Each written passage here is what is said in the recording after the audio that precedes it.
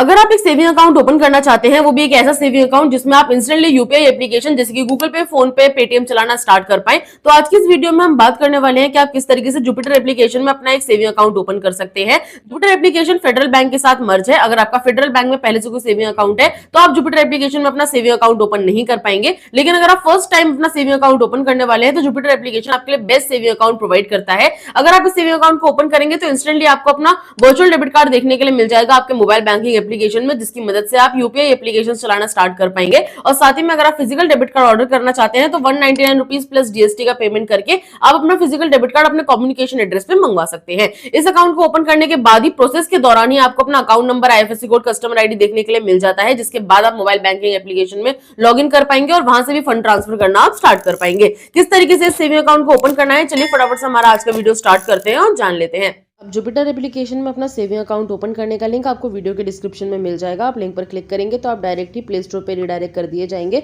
वहां पर आपको ये एप्लीकेशन देखने के लिए मिल जाएगा, Jupiter UPI and credit cards. इस एप्लीकेशन को आपको डाउनलोड करना है। डाउनलोड करने के बाद आप इसको ओपन कर लेंगे। ओपन करने के बाद कुछ इस तरीके का इंटरफेस आपके सामने आएगा। कुछ सेकंड्स का आपको वेट करना है। कुछ सेकंड्स वेट करने के बाद सबसे पहले यहाँ पर आपसे आपका मोबाइल नंबर पूछा जाता है। मोबाइल नंबर आप यहाँ पर एंटर करेंगे। मोबाइल नंबर आपको वही एंटर करना है जो कि आपके आधार कार्ड से लिंक होना चाहिए, और साथ ही में जो मोबाइल नंबर आप यहाँ पे एंटर कर रहे हैं उस मोबाइल नंबर की सिम आपके फोन में मौजूद होनी चाहिए। नंबर एंटर करने के बाद यहाँ पर आपको नीचे टिक बॉक्स पर टिक करके वेरीफाई वाले ऑप्शन पर क्लिक कर लेना है। अब आगे बढ़ने के बाद आपके आधार कार्ड से लिंक मोबाइल नंबर पर एक ओटीपी कोड भेजा जाएगा। मेरा ओटीपी कोड यहाँ पर ऑटोमेटिकली फेच कर लिया गया है। उसके बाद आप देखेंगे आपका जो मोबाइल नंबर है वो सक्सेसफुली वेरीफाई कर लिया जाएगा। अब आपको नीचे कंटिन्यू वाले ऑप्शन पर क्लिक करना है। आगे बढ़ने के बाद आपके सामने कुछ टर्म्स एंड कंडीशंस खुल करके आ जाएंगे। आपको तीनों टिक बॉक्स पर टिक करना है और उसके बाद नीचे कंटिन्यू वाले ऑप्शन पर क्लिक कर लेना है। आगे बढ़ने के बाद यहाँ पर आपको येस लेट्स प्रोसीड का ऑप्शन मिलेगा, इस पर आप क्लिक कर लेंगे। उसके बाद यहाँ पर आपसे आपके पैन कार्ड का नंबर पूछा जाएगा। अपने पैन कार्ड का नंबर आप यहाँ पर एंटर करेंगे। पैन कार्ड नंबर एंटर करने के बाद नीचे आपको कंटिन्यू वाले ऑप्शन पर क्लिक करना है। कंटिन्यू पर क्लिक करने के बाद आपके पैन कार्ड पर जो आपका नाम मौजूद है वो यहाँ पर आपको देखने के लिए मिल जाएगा। आपको सिंपली यहाँ नीचे दैट्स मी वाले ऑप्शन पर क्लिक करना है। उसके बाद आपसे आपके आधार कार्ड का नंबर पूछा जाएगा। अपने आधार कार्ड का नंबर आप यहाँ पर एंटर करेंगे, नीचे टिक बॉक्स पर टिक करेंगे और परफॉर्म ईकेवाईसी वाले ऑप्शन पर आप क्लिक कर लेंगे।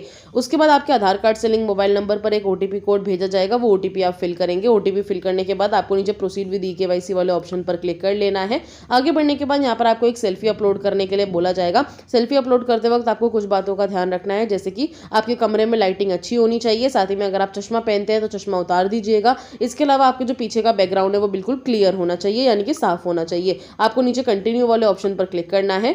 उसके बाद आपके मोबाइल फोन का कैमरा ऑन हो जाएगा। आपको सेंटर में अपना फेस रखना है। सेंटर में फेस रखने के बाद आपको अपना फोटो क्लिक कर लेना है। फोटो क्लिक करने के बाद आपको सिंपली सबमिट वाले ऑप्शन पर क्लिक करना है। अगर आपको लगता है कि आपकी सेल्फी सही नहीं आई है तो आप यहाँ रीटेक वाले ऑप्शन पर क्लिक करके दोबारा से सेल्फी अपलोड कर सकते हैं। सेल्फी सबमिट करने के बाद अब यहाँ पर आपसे कुछ और डिटेल्स पूछी जाएंगी। सबसे पहले अपने फादर का नेम आप यहाँ पर एंटर करेंगे जो उनके पैन कार्ड पर मौजूद होना चाहिए। अपनी मदर का मेडन नेम, यानी कि शादी से पहले जो उनका सरनेम था उस सरनेम के साथ उनका नाम आप यहाँ पे एंटर करेंगे। उसके बाद यहाँ पर आपको अपना ईमेल एड्रेस एंटर करना है, यानी कि कोई भी ईमेल आईडी आपको एंटर करनी है। इस पर क्लिक करेंगे। इस पर क्लिक करने के बाद आप देखेंगे यहाँ पर आपको कंटिन्यू विद गूगल का ऑप्शन मिलेगा, इस पर आपको क्लिक करना है। उसके बाद आपके मोबाइल फोन में जितनी भी ईमेल आईडी ओपन होंगी वो सभी यहाँ पर आपको देखने के लिए मिल जाएंगी। आप अपने अकॉर्डिंग कोई भी ईमेल आईडी यहाँ पे सेलेक्ट कर सकते हैं, लेकिन ईमेल आईडी आप वही एंटर करिएगा जो आप रेगुलरली यूज करते हैं, ताकि आपके अकाउंट की डिटेल्स और साथ ही में आपकी जो बैंक स्टेटमेंट है वो आपकी ईमेल आईडी पर भेजी जा सके। ईमेल आईडी सेलेक्ट करने के बाद नेक्स्ट पेज पर आप रीडायरेक्ट कर दिए जाएंगे। यहाँ पर आपको अपनी कुछ प्रोफेशनल डिटेल्स फिल करनी है। सबसे पहले आपको अपना ऑक्यूपेशन बताना है, आप क्या काम करते हैं।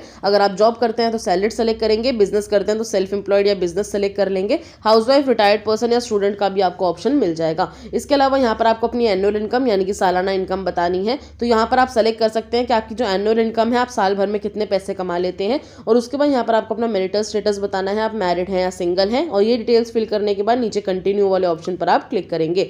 अब आगे बढ़ने के बाद यहाँ पर आपसे आपके नॉमिनी के बारे में पूछा जाता है कि आप नॉमिनी ऐड करना चाहते हैं। अब नॉमिनी वो होता है अगर आपके साथ कोई दुर्घटना हो जाती है तो आपका नॉमिनी बैंक जाकर के बचा हुआ फंड विड्रॉल कर सकता है। अगर आप नॉमिनी ऐड करना चाहते हैं तो यहाँ टिक बॉक्स पर टिक करेंगे और ऐड अ नॉमिनी वाले ऑप्शन पर क्लिक करेंगे। लेकिन अगर आप नॉमिनी ऐड नहीं करना चाहते तो यहाँ पर आपको स्किप का ऑप्शन मिलेगा, इस पर आप क्लिक कर लेंगे। मैं आपको नॉमिनी ऐड करके दिखा देती हूँ। तो हम टिक बॉक्स पर टिक करके नीचे ऐड अ नॉमिनी वाले ऑप्शन पर क्लिक करेंगे। इसके बाद आप देखेंगे यहाँ पर आपसे आपके नॉमिनी की डिटेल्स पूछी जाएंगी। सबसे पहले यहाँ पर आपको अपने नॉमिनी के संग आपका क्या रिलेशनशिप है वो बताना है। वो आपके husband, mother, father, brother, sister, wife कोई भी हो सकते हैं। तो उनके संग आपका क्या रिलेशनशिप है वो आप यहाँ पे सेलेक्ट करेंगे। अपने नॉमिनी का नाम आप यहाँ पे एंटर करेंगे, उनका डेट ऑफ बर्थ यहाँ पे एंटर करेंगे। उसके बाद यहाँ पर आपको अपने नॉमिनी का एड्रेस बताना है। अगर आपका नॉमिनी आपके आधार कार्ड वाले एड्रेस पर रहता है तो यहाँ पर आपको सेम एज कम्युनिकेशन एड्रेस वाले ऑप्शन को सेलेक्ट करना है। लेकिन अगर आपका नॉमिनी किसी दूसरे एड्रेस पर रहता है तो यहाँ पर आपको ऐड अ न्यू एड्रेस वाले ऑप्शन पर क्लिक करके उनका कंप्लीट एड्रेस फिल कर लेना है। और ये सारी डिटेल्स फिल करने के बाद आप नीचे कंटिन्यू पर क्लिक करेंगे। उसके बाद आप देखेंगे यहाँ पर आपको कुछ टिप्स बताई जाती हैं कि आपको किस तरीके से सिक्योर रहना है, किस तरीके के फ्रॉड होते हैं। आपको सिंपली यहाँ नीचे आई अंडरस्टैंड वाले ऑप्शन पर क्लिक कर लेना है। उसके बाद आपको एक एमपिन क्रिएट करने के लिए बोला जाएगा। ये एमपिन आपके तब काम आता है जब भी आप अपने मोबाइल बैंकिंग एप्लीकेशन में लॉगिन करेंगे तो ये एमपिन आपसे पूछा जाएगा। 4 डिजिट का एक आपको ऐसा पिन बना लेना है जो आपको याद रहे। पिन एंटर करने के बाद आप देखेंगे आपका जो पिन है वो सक्सेसफुली सेट कर लिया जाएगा। अब यहाँ पे दोबारा से आपको लॉगिन करने के लिए वो पिन पूछा जाएगा। तो आपने जो अभी पिन बनाया है वो आप यहाँ पे एंटर करेंगे। पिन एंटर करने के बाद आप देखेंगे यहाँ पर आपको अपना अकाउंट नंबर और IFSC कोड देखने के लिए मिल जाएगा। अब आपको अपने सेविंग अकाउंट में कुछ पैसे डिपॉजिट करने के लिए बोला जाता है। ये पैसे आपके तब काम आएंगे जैसे कि मान लेते हैं अगर आपको डेबिट कार्ड ऑर्डर करना है यानी कि अपना ATM कार्ड ऑर्डर करना है तो आप जरूर इनिशियल फंडिंग करिएगा। अगर आप फंडिंग करना चाहते हैं तो हम यहाँ डिपॉजिट मनी वाले ऑप्शन पर क्लिक करते हैं। मैं आपको दिखाती हूँ कि हम किस तरीके से इनिशियल फंडिंग करेंगे। इस पर आप जैसे क्लिक करेंगे तो यहाँ पर आपसे पूछा जाएगा कि आपको कितने अमाउंट की इनिशियल फंडिंग करनी है। यहाँ पर आप 500 रुपए की इनिशियल फंडिंग कर दीजिएगा। नीचे आप देखेंगे यहाँ पर आपको अपना एक बैंक अकाउंट देखने के लिए मिल जाएगा जो आपके मोबाइल फोन में ओपन होता है। अगर आप उस बैंक अकाउंट से यहाँ पे पेमेंट करना चाहते हैं तो उस बैंक अकाउंट को सेलेक्ट कर लेंगे। किसी दूसरे बैंक अकाउंट से करना चाहते हैं तो ऐड अनदर अकाउंट वाले ऑप्शन पर आप क्लिक करके दूसरा बैंक अकाउंट सेलेक्ट कर सकते हैं और उसके बाद नीचे कंटिन्यू वाले ऑप्शन पर क्लिक करेंगे। उसके बाद आपने जो भी यहाँ पे बैंक सेलेक्ट किया है अब उस बैंक अकाउंट से अगर आपने फोन पे, पेटीएम, गूगल पे वगैरह लिंक किया हुआ है तो आप उस एप्लीकेशन को ओपन करेंगे। मान लेते हैं आपने पेटीएम से आपको पेमेंट करना है तो आप पेटीएम एप्लीकेशन ओपन करेंगे। वहां पर आपको 500 रुपए का नोटिफिकेशन देखने के लिए मिल जाएगा। उस पर क्लिक करके आपको अपना पेमेंट कंप्लीट कर लेना है। पेमेंट कंप्लीट करने के बाद आप देखेंगे यहाँ पर आपको बता दिया जाएगा कि 500 रुपए आपके बैंक अकाउंट में डिपॉजिट कर दिए गए हैं। अब आपको सिंपली नीचे कंटिन्यू वाले ऑप्शन पर क्लिक करना है। आगे बढ़ने के बाद आपको अपना वर्चुअल डेबिट कार्ड का पिन सेट करने के लिए बोला जाएगा। तो आपको यहाँ पे सेट पिन वाले ऑप्शन पर क्लिक करना है। इस पर क्लिक करने के बाद आपको 4 डिजिट का एक पिन बनाना है जो आपको याद रहे। पिन बनाने के बाद दोबारा से आपको यहाँ पर एंटर करने के लिए बोला जाएगा तो वो पिन आप दोबारा से यहाँ पे री एंटर करेंगे। उसके बाद आप देखेंगे यहाँ पर आपको बताया जाता है कि अगर आप सिर्फ वर्चुअल कार्ड मंगवाते हैं यानी कि आप सिर्फ वर्चुअल कार्ड के साथ ही काम चलाना चाहते हैं तो आपको क्या क्या नुकसान या फायदे हो सकते हैं। इसके अलावा फिजिकल डेबिट कार्ड अगर आप मंगवाएंगे तो आपको क्या क्या बेनिफिट्स प्रोवाइड किए जाते हैं।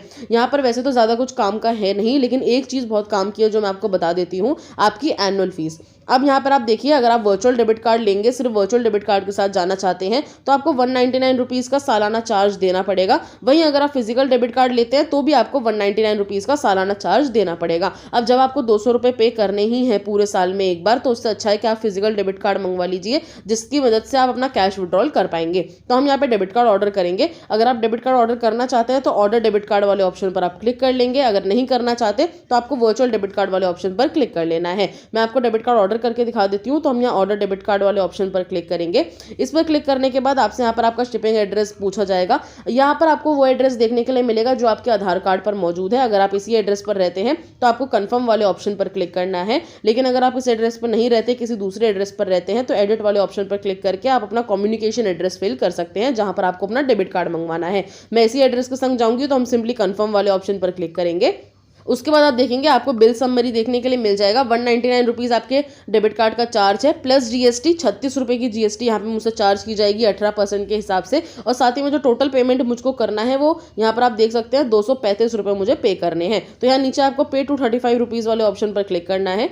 उसके बाद आपसे आपका एमपिन पूछा जाएगा। अब आपने जो अपने मोबाइल बैंकिंग एप्लीकेशन का एमपिन बनाया था वो आप यहाँ पर एंटर करेंगे और उसके बाद आप देखेंगे आपका जो पेमेंट है वो सक्सेसफुली कंप्लीट कर लिया जाएगा। आपने जो बैंक अकाउंट में अभी पैसे जमा किए थे जुपिटर एप्लीकेशन में उसी से आपका ये 235 रुपये काटे जाते हैं। इसलिए मैंने आपको बोला था कि अगर आप डेबिट कार्ड ऑर्डर करना चाहते हैं तो 500 रुपये की इनिशियल फंडिंग जरूर करिएगा। अब उसके बाद आप देखेंगे नीचे आपको कंटिन्यू सेटिंग अप कार्ड का ऑप्शन मिलेगा, इस पर आप क्लिक कर लेंगे। उसके बाद यहाँ पर आपको फिनिश का ऑप्शन मिलेगा, आप इस पर क्लिक करेंगे। उसके बाद आप देख सकते हैं फ्रंट पेज आपके सामने ओपन हो जाएगा। यहाँ पर आपको अपना अकाउंट बैलेंस देखने के लिए मिल जाएगा। अब आपने जितना भी बैलेंस आपके बैंक अकाउंट में बचा हुआ होगा वो आप यहाँ पे चेक कर सकते हैं। अब आपने अपने बैंक अकाउंट में पैसे डिपॉजिट कर दिए हैं, अपना डेबिट कार्ड सेटअप कर लिया है। अब आपको अपनी वीडियो कॉल के माध्यम से केवाईसी कंप्लीट करनी है। तो केवाईसी स्टार्ट करने के लिए स्टार्ट वीडियो केवाईसी वाले ऑप्शन पर आपको क्लिक करना है। इसके बाद आपकी एक वीडियो कॉल स्टार्ट हो जाएगी आपके एजेंट के साथ, जो कि आपका ओरिजिनल पैन कार्ड साथ ही में ओरिजिनल आधार कार्ड चेक करेगा। इसके अलावा आपसे एक पेपर के ऊपर सिग्नेचर करवा कर भी देखेगा। साथ ही में पैन कार्ड के साथ आपकी एक फोटो भी क्लिक करेगा। जैसे आपकी केवाईसी कंप्लीट हो जाएगी 5 से 7 वर्किंग डेज में आपके कम्युनिकेशन एड्रेस पर आपका डेबिट कार्ड आपको दे दिया जाएगा। आई होप आपको ये आज का वीडियो इन्फॉर्मेटिव लगा होगा। ये था पूरा प्रोसेस आपका जुपिटर बैंक में अपना सेविंग अकाउंट ओपन करने का। अगर आपके कोई डाउट्स हो तो आप मुझे नीचे कमेंट बॉक्स में पूछ सकते हैं, मैं आपके कमेंट्स का जरूर रिप्लाई करूंगी। अब मैं मिलती हूँ आपसे नेक्स्ट वीडियो में नेक्स्ट टॉपिक के साथ। आज के लिए धन्यवाद।